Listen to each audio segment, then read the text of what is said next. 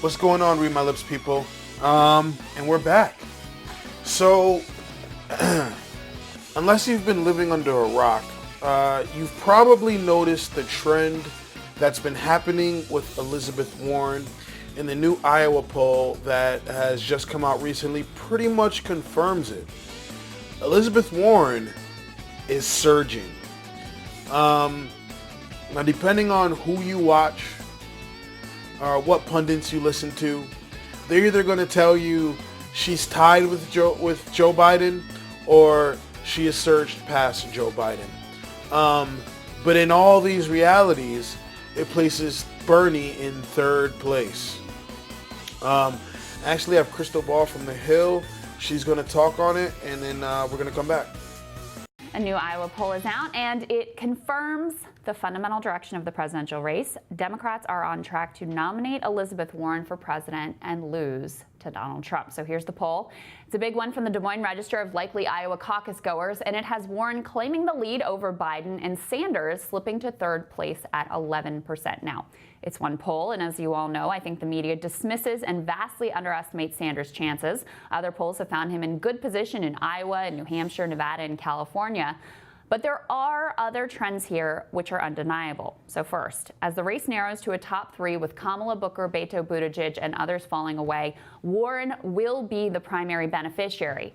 All of those candidates hold appeal to affluent white liberals, and that vote, let's call it the Rachel Maddow vote, is rapidly coalescing around Elizabeth Warren. Now, this trend is reinforced, of course, by the glowing media coverage of Warren. Of course, the media consistently reflects the tastes and preferences of affluent white liberals, so no surprise there. Just consider the number of non-ironic takes on the incredible brilliance of Warren's selfie line. It's not hard to imagine this white liberal affection carrying Warren to wins in the overwhelmingly white states of both Iowa and New Hampshire. It's also not hard to imagine those wins resulting in a kind of momentum that leads enough voters of color to come over to Warren for her to outright win the nomination. So yeah, it's kind of scary. This is what I was warning people about beforehand. I always would say Joe Biden ain't the one to be afraid of. Biden's not the one. He's gonna take his own self out. The more he opens his mouth, the worse it's gonna be for Joe Biden. Elizabeth Warren was the one to watch out for because, like I've said in prior videos, she's like an amalgam. She's got that corporate air about her with a sprinkle of progressivism. So it's a dangerous combo. And like I've said in prior videos as well, she knows how to play the game. Okay? So Warren is the one to actually watch out for. And it's funny because she started off pretty low and just kept building and building and momentum. And it sort of happened like that. You look up one day and it's like, oh yeah, Warren's number one. It's like, what? And you know, there are people that are going to say, well, Bernie should drop out and give, you know, Warren his supporters, or Warren should drop out and give Bernie her supporters. But ironically, they really don't share the same supporters. Okay? The kind of people overall that goes for those two candidates are fundamentally different. Okay? Warren appeals to white voters who've graduated college, upper middle class. Those aren't Bernie's ticket. All right? So you're not going to get the same results of a surge if one of them were to drop out. And at the same time, while they were at the Iowa steak fry, MSNBC blatantly ignored Bernie Sanders. Okay, they sort of put a map up of everybody that was at the steak fry, and they talked about it. And Bernie Sanders wasn't on the damn map. How do you? At this point, it's purpose. You're doing it on purpose. There's no way you forgot to put fucking Bernie Sanders, right? Top 3, right? Top 3. You remembered to put Cory fucking Booker on there. Who the fuck is Cory Booker? You put Cory Booker on there and you forgot to put Bernie Sanders. That's outrageous. So at this point, you know what you're doing. You're showing your bias, and it makes you look petty. You're petty. You're petty. Let's stop and have a moment of silence for your pettiness. Petty. So, I mean, it's not looking good. With the media and their bias purposely ignoring Bernie, and with Warren surging, it's tough. And this is what I was saying, like, the trenches of the primaries are ruthless. As a matter of fact, before we even continue, I do have a clip of MSNBC blatantly ignoring Bernie. The Rational National, I covered it as well. I'm going to play that and we're going to come back. But oh yes, there are the 17 Democratic contenders attending what's being called, as mentioned, Iowa's largest Polk City steak fry. You'll notice they call it a steak fry, though they grill the steaks. More on that in a bit. Each candidate gets 10 minutes to try to get folks to put down their knives. And the crucial state will hold its Democratic caucus in just 6 months. Did you catch that? Look at that screenshot. Who's missing from this picture? Bernie Sanders. The candidate that is consistently polling in the top 3 and in most cases polling first or second isn't on screen when they're talking about the Iowa steak fry.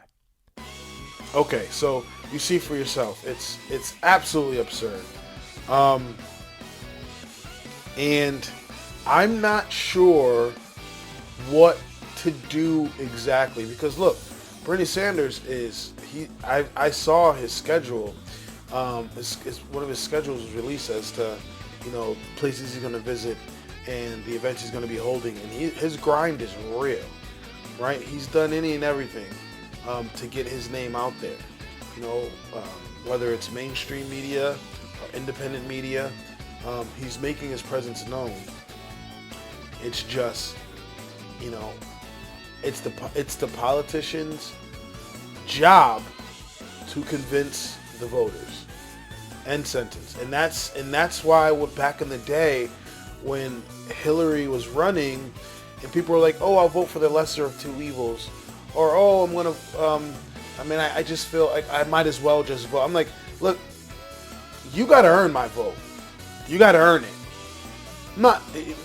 If there's some people who are gonna vote just to vote, like it's my job to. That's bullshit. It's not your job to. It's your right. You have the right to do it, or you have the right to not do it, but it's not your job. And I don't believe in that lesser of two evils bullshit. You vote for the person that appeals to your interests the most. And it's their job to convince you to vote for them, right? Too many of these politicians rely on this default vote. Well, they're gonna vote. They're just gonna vote for me anyway because come on.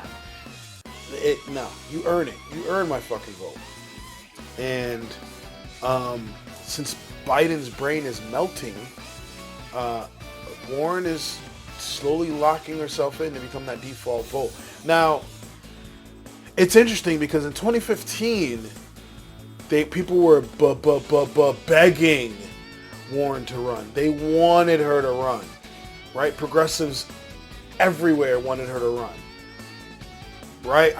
You heard Bernie and Warren VP and all this other stuff. They really wanted her to run. She didn't because she's trying to position herself to be Hillary Clinton's VP. Again, she was playing politics. She was playing the game, which she's so good at. But she was playing checkers, not chess, because Hillary Clinton fucking lost. And they were begging her to run back in the day. And now some years have passed and we're a little more woke. We're like, Warren's not what we thought she was. Now, I'm just going to be completely honest with you. I'm not going to bullshit you. I'm not going to bullshit my listeners. I don't think it would be horrible under an Elizabeth Warren presidency. It's just not going to be the radical change you were looking for. right? It's not going to be that left-wing change that you were looking for. Yeah, she's progressive on a couple things. She's got her head in the game, and don't get me wrong, she will make some changes. But that keyword is some. And she's not going to fight as hard as you think she's going to fight for Medicare for all and other policies. She's got some fight in her, but she ain't got fight. Okay?